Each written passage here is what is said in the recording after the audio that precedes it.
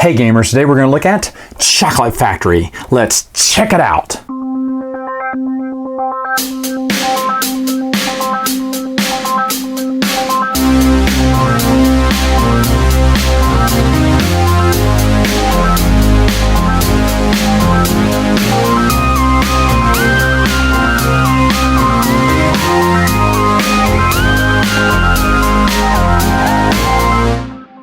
To set up the game, what you're going to do is put these little 50-point coins here. If you pass this track on the 50, it goes to 50. You just grab one of these, show you've passed it. If you pass it twice, you probably won the game. If you pass it 3 times, then people know you're cheating. But your little counter will be right here. You'll deal out the big box store cards underneath the matching color here. These are all on side A, but there is a side B. This is later on you can just switch them up and play different sides if you want to. Kind of switches up what the big box retailers are selling. First player gets this little chocolate bar, first player token. Everyone's going to get their own player board with 4 tiles that slide into the middle board here. They'll have 3 of their own right here. They'll have their own little reference card, which is nice, but you really won't need it. You'll have your little place for your coal and where you can keep 2 candies. There's a pile of coal you have over to the side. You'll have all the piles of the different candies out here. First off, you got cocoa beans. Everyone will start with 3 unless otherwise stated by a special card. Cocoa beans can turn into powder, which can turn into stripes or chunks of chocolate, which can turn into, and I don't know what these are, butterscotch or nuts or something, which can also turn into a big old box of chocolates, because this is what life's like, folks. And it tells you what each one does here on the board too when you upgrade it. Now, you're going to shuffle this deck with factory parts. There's an A and then there's a B deck underneath. You'd shuffle both individually and then put the A in front of the B. Shuffle the cards for a small, medium, and large corner shop. Deal out 1 to each player. They'll put one of their little player tokens on it. Right here, it just shows them different orders they have to fill out. The small ones are relatively easy and pay a little bit, where the large ones get harder, but they actually pay out more. And you can only sell on the top and up. So if I was to sell this one, that's what this marker's for. I'd use my marker to cover it up to show that I've already sold that one. And then I can sell this. I couldn't sell the box of chocolates even if I had it yet, because I have to make that sell first, and then I can make that sell up there. So that's what these little markers are for here. You would put a marker by each one of the big box retailers, because at times you may want to sell some of your overflow to those big box retailers. And whenever you do, you can't really see it, but there are these numbers very lightly imprinted on them, and you'd put your disc on there to see how many times you would sell stuff there. At the end of the game, it could be worth first, second, and third place victory points. The other things that you'll get, of course, I think I said this, but 3 extra tiles here, and you're ready to play the game. You have the starting token right here, or round token, I should say, and it starts on Monday, and it tells you how much coal you will get every day. I start off with 5, and then by the time we get to Saturday, I'll have 10 coal. Basically, you're getting 1 plus coal every day or every round that you play the game. Game is fairly simple. What you're doing is taking little cocoa beans and then pushing that cocoa bean on these flats through your factory and giving it various upgrades and stuff. So what can you do? Well, on your base board, you have 3 actions here.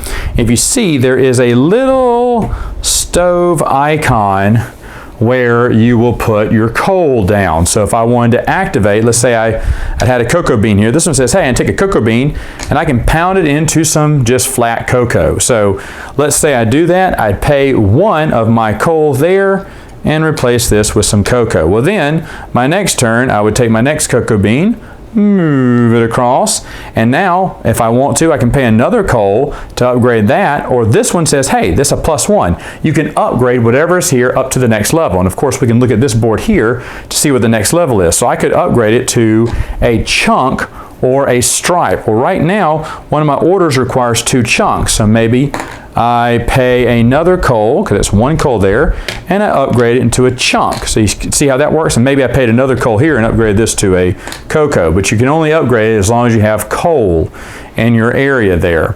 So that's what you're going to be doing roughly in the game. Now this third area here, usually the chocolate or candy becomes available once it's pushed out of the factory. However, once it's here, it can go on the quick route and just shoot on out to give you an order quickly if you need the chocolate quickly.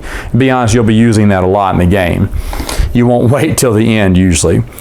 So that's basically how the game starts. So how the game plays, but how does it start? Well, first off, you're going to select 5 employee cards, one of each from each deck. You shuffle each one of these individually. These cards match the colors of the big box retailers, and that does come in handy later on. And then you'll shuffle this, you won't shuffle this, you already pre-shuffle this. You'll draw out 5 factory parts from here, and then you'll do a round robin pick. Now in a 4-player game, you'd have 1 stack of 2, and then it'd be 1, 2, 3, 4. And then 2 factory parts would go on this deck, or these cards here. Like for instance, what people are doing is they're going down this row and they're choosing either the factory part or the character card.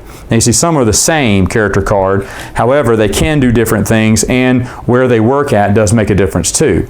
Now if you get the one with 2, that doesn't mean you get double the workers or double the factory cards. You just get to pick one and discard the other. So if I was to pick something, let's say I picked this one.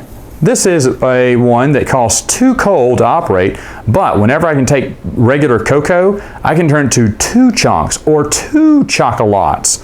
Well, that's nice because I happen to need 2 chunks for that order to go through. So what I do, maybe this turn around, I can pick either a worker, an employee, or a factory card. Well, I'm going to pick a factory card. Once you pick a factory card, you must place it in your factory. You can even cover up other ones, but once you place it, you can't move it.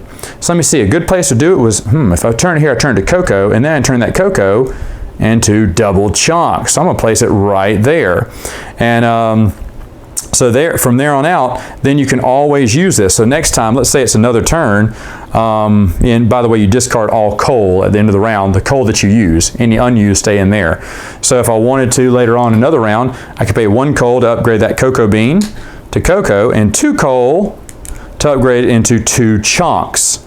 Okay, and I just take, even though that's a stripe and a chunk, I'd make that 2 chunks there. So it's kind of how you can get more chocolate and double your income through stuff like that. And I mean, there's different ones that do different things, but the iconography is very simple. This one for 1 coal, upgrade cocoa to that, or 2 cocoa beans to 1 of each. That's nice.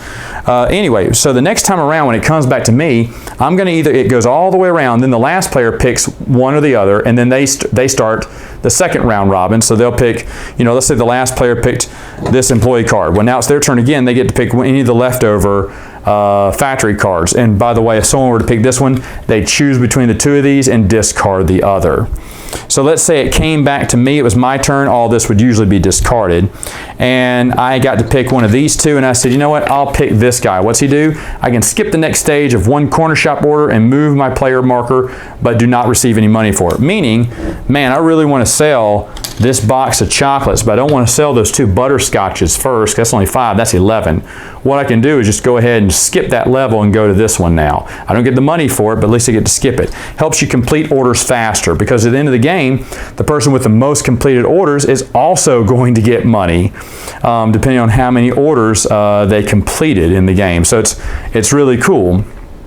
Now, anyway, once you have an employee and a factory card, the rest of these employees will just go away. They'll just be discarded. And then you'll lay this card in front of you and use, sometimes the action is instant, sometimes it's during a specific round, or sometimes it's just a little bonus throughout the game. Now, after it's over, you're going to discard this employee, but keep your factory part. And you're going to do the whole round robin and choose again. You're going to move the counter up to Tuesday, get the coal, do the round robin draft of factory parts and employees, and go again. But one of the things is, like I said, with this factory card, I can also sell to orange. So if I had extra chunks left over and they were in my factory, I can keep up to 2 candies in my factory. Any more, I have to sell them. I have to sell them, or they turn into coal, which is not bad either, because coal is very important. But you'll be getting to make a lot of candy by the end of the week, and if you can't sell it, at least it turns to coal to help you do things. But you want to sell it.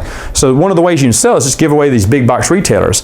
Let's say I had maybe 2 or 3 extra boxes of chunks. Man, I want to sell chunks. Well, I better hopefully get the orange employee, regardless of his action. I just want him because I know I'm going to make a lot of chunks this round, and I want to sell this chunks to this big box retailer. Now, I don't get paid for it, but I get to move my marker up how many times I sell it.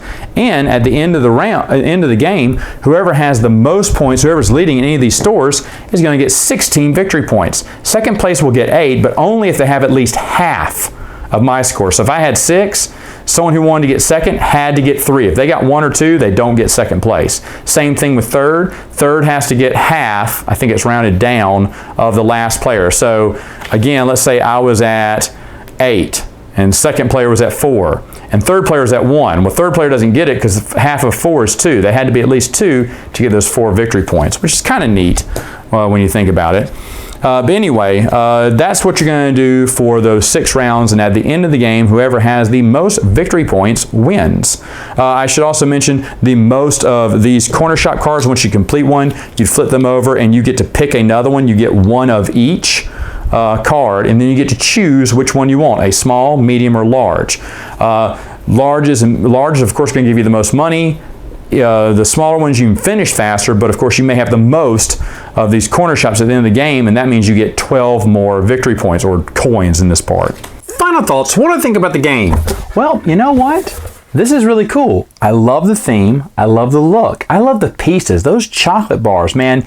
This game makes you want to eat a box of chocolates. In fact, if you brought a box of chocolates, you could sell those things because people get a hankering for chocolate when they play this game. And it is really fun. Now, this is engine building, straight like that. I don't see how you can get that many points. Of course, we all may be playing it poorly, but if you get over 100 points in my game nights, you're going to win this game.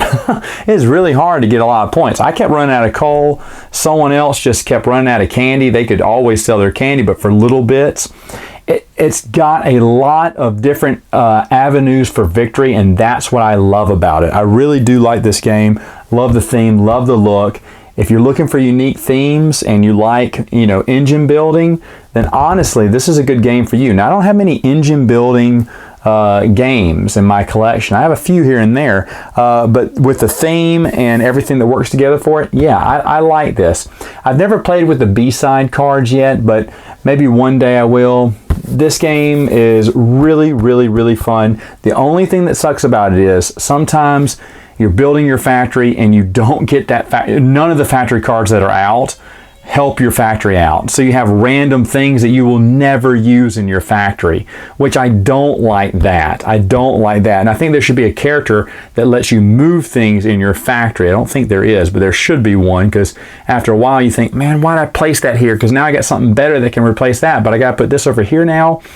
I mean, that's the game, right? You have to decide where you want to put different things to have the best chocolate output factor. But that's the one thing I don't like about it, because sometimes some of the cards that come up don't help your factory at all and are really just pointless cards. You'll never use those abilities in the game, especially if you have a certain game plan. The other thing I don't really like as much is those big box retailers. It's easy to get some big points there, but after someone sold like 3 or 4 chocolates there, no one else is going to beat you. No one else is going to take the time to throw chocolates that way unless they really want that 16 extra points. It does help out in the end, but usually everyone designates themselves to one of the big retailers and they all have that 16 points. That's really not that big of a deal. Fulfilling contracts is a big deal. You want to get those large contracts, you can make a lot of money off it. But if you get the short contracts, you make small money, but big money in the end because you have the most.